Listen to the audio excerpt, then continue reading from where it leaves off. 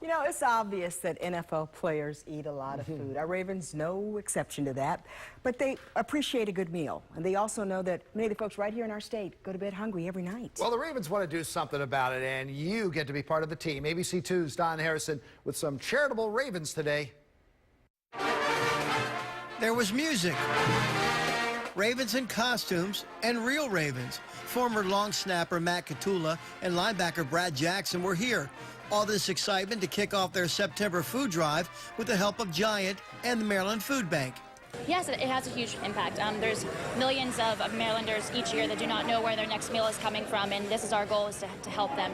The Ravens have a goal to collect as much food as the offensive line weighs. That's 1,600 pounds. There's a reason those linemen weigh that much, so they can carry around heavy objects. And you can be a part of a championship team, too. Right now, we're offering some charity boxes that customers can purchase and donate at each one of our stores. We started that last week, and the response from our customers have been great. Kitty Witter is a huge Ravens fan, and she just bought one of those $10 charity boxes. We got to watch out for our fellow men and help them out in their time of need. And I have the money, so I'm helping them out. If shopping is not your thing, you can do it right at the stadium. On September 28th, when the Carolina Panthers come to town, we will be having our food drive at the stadium, and you can make a monetary donation or a food donation at any of the gates.